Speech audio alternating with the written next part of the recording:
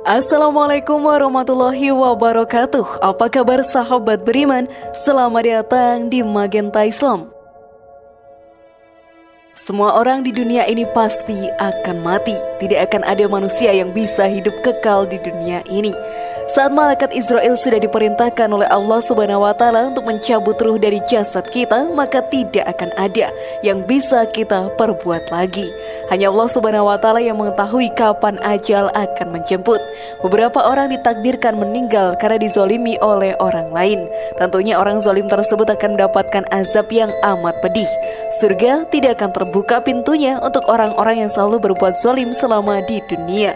Apabila perbuatan zalim tersebut sampai membunuh orang lain, hal tersebut sangat dilarang dalam Islam. Lalu apakah orang yang mati dalam keadaan zalim termasuk golongan orang yang mati dalam keadaan syahid, sahabat beriman? Simak video ini hingga akhir ya, agar pemahaman kalian utuh dan tidak tersesat. Berikut mati dizalimi, apakah syahid? Hukum Islam versi dari Magenta Islam.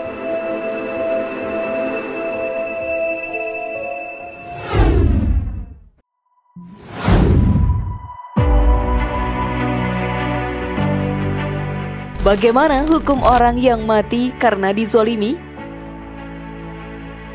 Tidak ada satu orang pun yang bisa bersembunyi atau menghindar dari kematian. Saat ajal sudah menjemput, maka saat itu pula kita harus berpulang ke rahmatullah. Setiap manusia tidak ada yang tahu bagaimana cara kita meninggal, kapan dan di mana kita akan meninggal. Semua itu hanya Allah Subhanahu wa Ta'ala yang mengetahui. Tetapi beberapa umat di dunia ini ada yang meninggal dengan cara dizalimi oleh orang lain. Tentunya hal ini sungguhlah miris. Kita semua manusia harus saling tolong-menolong, tetapi ada saja segelintir orang yang terbujuk rayu oleh setan, sehingga tidak bisa mengendalikan dirinya dan berbuat zalim kepada orang lain. Pelaku tersebut akan menjadi salah satu penghuni neraka yang akan disiksa dengan cara dilempar ke dalam api neraka yang amat panas. Bagi orang yang meninggal karena dizalimi akan mati dalam keadaan syahid. Siapa yang terbunuh karena melindungi hartanya, maka dia syahid. Siapa yang terbunuh karena melindungi keluarganya, maka dia syahid. Siapa yang terbunuh karena membela agamanya, maka dia syahid. Dan siapa yang terbunuh karena melindungi darahnya, maka dia syahid. Hadis riwayat Ahmad 1652, Abu Daud 4774. Tentunya kita harus terus memohon perlindungan kepada Allah Subhanahu wa Ta'ala agar terhindar dari segala musibah. Kita juga harus selalu meningkatkan keimanan serta ketakwaan kepada Allah Ta'ala agar tidak terjebak menjadi seorang hamba yang selalu berbuat zalim selama hidup di dunia. Karena hal tersebut sangat merugikan diri kita dan orang lain di sekitar kita. Namun sahabat beriman, sebelum video semakin berlanjut, klik dulu tombol loncengnya supaya kita tetap bertebar syiar melalui channel ini. Mari berbagi pengetahuan dan ilmu yang bermanfaat. Amin ya robbal alamin.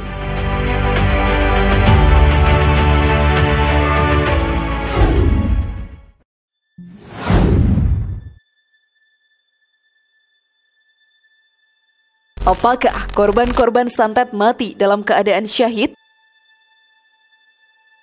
Tidak bisa kita pungkiri bahwa masih banyak orang di sekitar kita yang percayai ilmu hitam. Bahkan bukan hanya itu saja, mereka juga mempelajari ilmu hitam tersebut untuk menyakiti orang lain. Hal tersebut sungguh tidak dapat kita tiru. Perbuatan tersebut sama saja musyrik atau menduakan Allah Subhanahu wa Ta'ala. Mereka mempercayai bahwa ada makhluk lain yang lebih kuat daripada Allah. Padahal, sebagai umat muslim yang beriman, kita pun harus mempercayai tidak ada Tuhan selain Allah Ta'ala. Setan selalu berhasil menutupi hati mereka sehingga berani melakukan perbuatan dosa yang amat besar. Ilmu hitam seperti santet biasa digunakan untuk menyakiti orang lain, bahkan membunuh. Bagi para pelaku akan mendapatkan azab yang amat pedih dari Allah Subhanahu wa Ta'ala. Lalu bagi para korban yang terbunuh, mereka akan dimasukkan golongan manusia yang mati dalam keadaan syahid. Hal tersebut dijelaskan oleh Ustadz Abdul Somad dalam ceramahnya.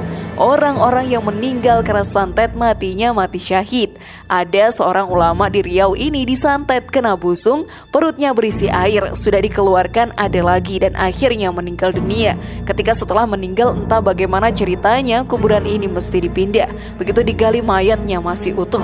Allah ingin menunjukkan tentang ayat, jangan kau sangka orang yang mati di sabilillah itu mati, mereka hidup.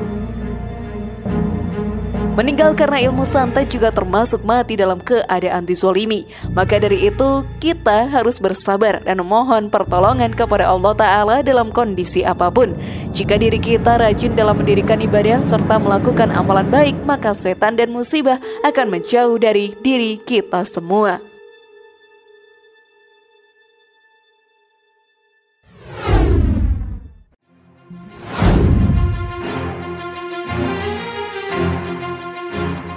Apa saja ciri dari orang yang mati dalam keadaan syahid?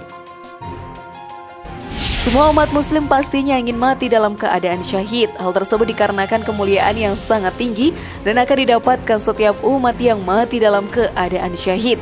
Banyak orang yang mengira untuk mati dalam keadaan syahid haruslah berperang. Padahal sahabat beriman untuk mati secara sahih tidak hanya dengan cara itu saja.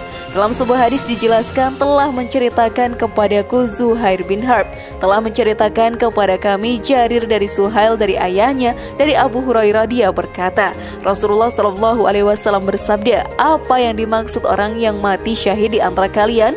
Para sahabat menjawab, wahai Rasulullah, orang yang mati terbunuh karena berjuang di jalan Allah, itulah orang yang mati syahid. Beliau bersabda, kalau begitu sedikit sekali jumlah umatku yang mati syahid. Para sahabat berkata, lantas siapakah mereka wahai Rasulullah? Beliau bersabda, barang siapa terbunuh di jalan Allah maka dialah syahid, dan siapa yang mati di jalan Allah juga syahid. Siapa yang mati karena suatu wabah penyakit juga syahid. Siapa yang mati karena sakit perut juga syahid. Ibnu Miksam berkata, saya bersaksi atas bapakmu mengenai hadis ini, bahwa beliau juga berkata, orang yang meninggal karena tenggelam juga syahid. Hadis riwayat Muslim. Sesungguhnya pada zaman sekarang ini berjuang di jalan Allah Subhanahu wa Ta'ala tidak hanya berperang saja. Jadi kita bekerja untuk menafkahi keluarga di rumah dengan halal juga termasuk perjuangan di jalan Allah Subhanahu wa Ta'ala. Jika kita mati dalam keadaan sedang bekerja, maka kita masuk dalam kategori umat yang mati dalam keadaan syahid. Membela agama Allah Subhanahu wa Ta'ala tidak hanya dengan berperang, tetapi dengan mempelajarinya dan menerapkannya dalam kehidupan sehari-hari.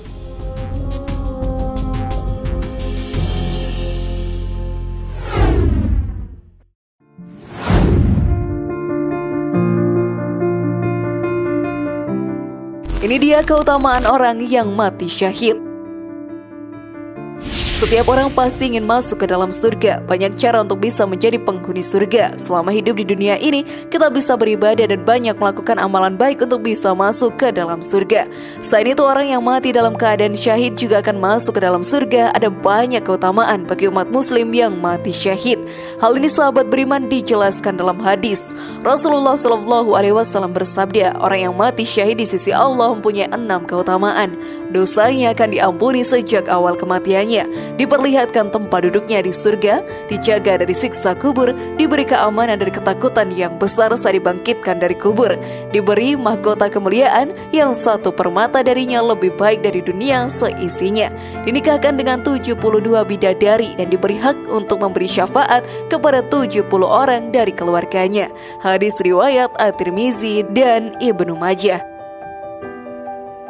Dari hadis tadi kita pun menyadari bahwa betapa istimewanya umat yang mati syahid. Surga akan selalu terbuka untuk mereka. Semua dosa yang dilakukan akan diampuni oleh Allah Subhanahu wa Ta'ala. Mereka pun akan kembali ke akhirat dalam keadaan bersih, tidak ternodai dengan dosa.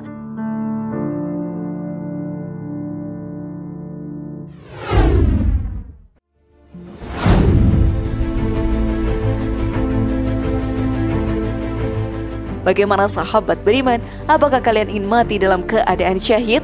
Semoga informasi tadi bermanfaat ya dan buat kita berpikir lebih bijak.